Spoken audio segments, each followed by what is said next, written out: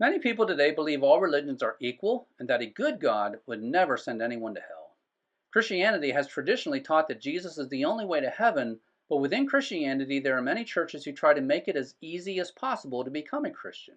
Some churches have grown quite large with this philosophy.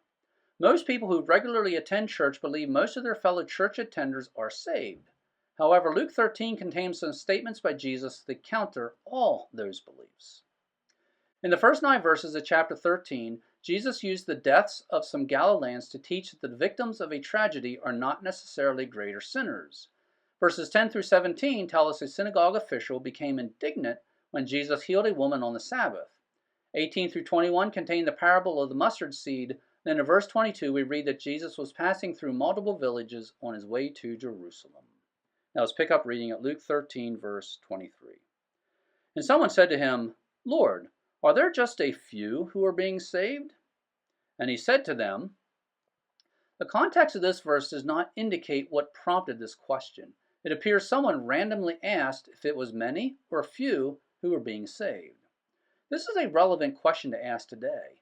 Out of the entire population of the world, how many are saved? Out of all the people who belong to or regularly attend church, how many are saved? The conventional wisdom of the 21st century is that all religions are equal and there are many paths to heaven.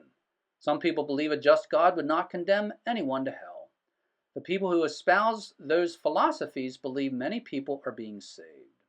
Furthermore, many churches are watering down the gospel in an attempt to gain as many converts as possible. They try to make it sound simple and easy to become a Christian. There are churches that have become quite huge following this methodology. They believe many are being saved. Verse 24. Jesus said, "Strive to enter through the narrow door, for many, I tell you, will seek to enter and will not be able." Pay attention to the word narrow. Think about the phrase, will not be able. Jesus did not directly answer the question.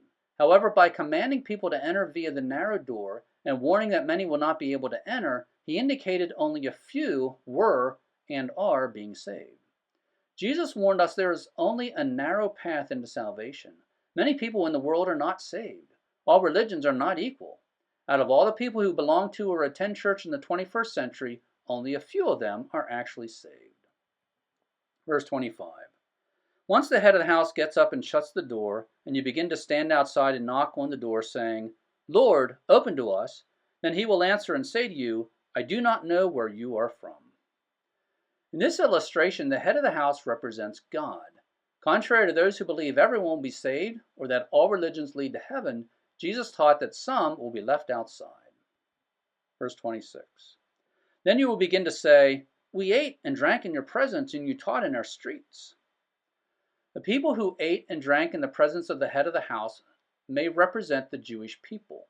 First century Jews in the Holy Land literally ate and drank in the presence of Jesus and heard Jesus teach in their streets. They may also represent people who do religious things. Perhaps they attend church regularly and participate in many ministries. Verse 27. And he will say, "I tell you, I do not know where you are from. Depart from me, all you workers of unrighteousness." Two key words in this verse are depart and unrighteousness. Many first century Jews were unrighteous, even though they were part of God's chosen people. They will be commanded to depart. Many who appear to be righteous today because they participate in church activities are actually unrighteous and will be commanded to depart from God. Verse 28. In that place there will be weeping and gnashing of teeth when you see Abraham and Isaac and Jacob and all the prophets in the kingdom of God, but yourselves being cast out. Many Jews will weep because they will be cast out while they see other Jews in the kingdom of God. Verse 29.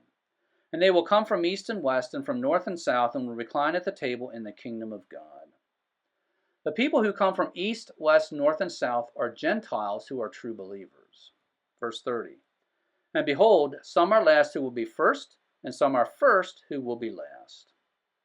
There are many leaders in all religions who are first here on earth because they are leaders in their religion. However, at the end, they will be last because they are not actually saved and will not go to heaven. Meanwhile, many who have no religious leadership here on earth and are considered last will be first because they will actually go to heaven. Verse 31. Just at that time, some Pharisees approached, saying to him, Leave and go from here, for Herod wants to kill you. And Jesus said to them, Go and tell that fox, Behold, I cast out demons and perform cures today and tomorrow, and on the third day I finish. Nevertheless, I must journey on today and tomorrow and the next day, for it is not possible that a prophet would perish outside of Jerusalem. O Jerusalem, Jerusalem, the city that kills the prophets and stones those sent to her. How often I wanted to gather your children together, just as a hen gathers her brood under her wings, and you did not want it. Behold, your house is left to you desolate, and I say to you, you will not see me until the time comes when you say, Blessed is he who comes in the name of the Lord. Notice the word desolate. At that time, Jerusalem was a glorious city. However, in 70 AD, about 40 years later, it was destroyed and left desolate, just as Jesus said. Chapter 14, verse 1. And it happened that when he went into the house of one of the leaders of the Pharisees on the Sabbath to eat bread, they were watching him closely. Notice the word closely. Verse 2. And behold, in front of him was a man suffering from dropsy.